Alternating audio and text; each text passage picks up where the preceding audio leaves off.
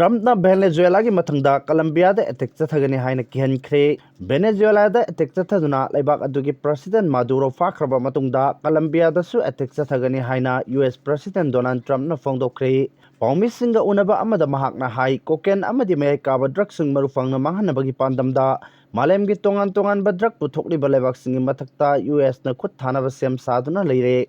Hauji Colombia koken marang kaina puthokpaga loinona United States yonsinbagi thong chatharibasi khudakta lebhanaba thorang lokhatlagani American Delta Forces na Venezuela ki konung Caracas ta attack chathaduna President Nicolas Maduro amadi mahakke loinabi Cilia Flores phabagi thodok thokpa laikhrabani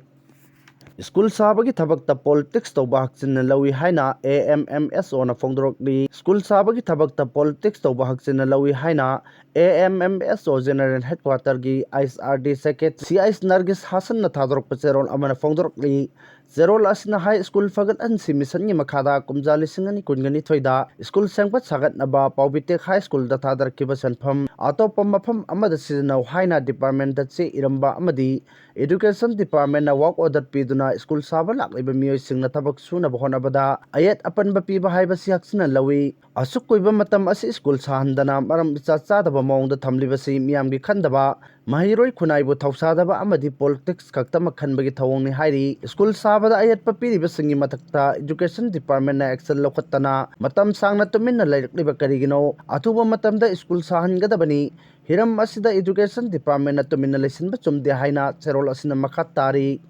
ANJEL CHAKMA hatkibagi thawong condemn torokli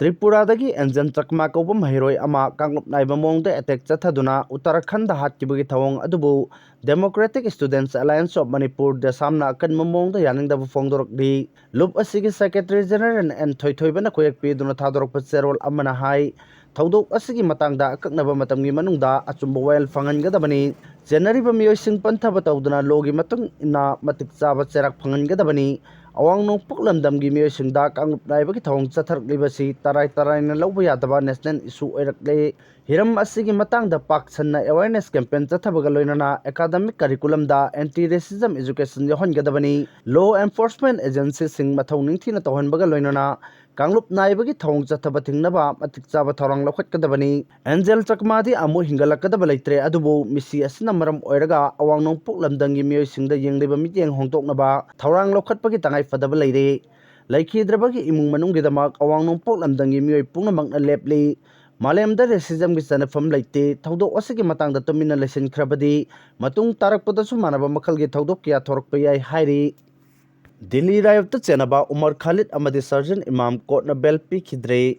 Kumjali Singani Kungi Delhi RIOT Conspiracy Case ta CHENNABA Activist UMAR KHALID AMDI SARZEEL EMAM Supreme Court na Bel Pikhidre Justice Arvind Kumar Amadi Justice NB Anjaria gi bench na case asiga mari lainana Justice Arvind Kumar Amadi Justice NB Anjaria gi bench na case asiga mari lainana Activist Gulfisa Fatima Miran Haidar Sifa ur Rahman Muhammad Salim Khan amasung Sadab Ahmad ti bel pikhi mamang sahi ki September anida Khalid amadi Imam na bel pibinaba Delhi High Court ta file tawkhiba petition ama court na yaba pikhidraba matungda makhoi anina Supreme Court ta wakat khibani kumja lisingani kungi February kunga marida miyamna Citizenship Amendment Act CAA amasung National Register of Citizen NRC gi mayok ta khongjan changsin khibada kanglup ki oiba khana chainaba thodok thokhibani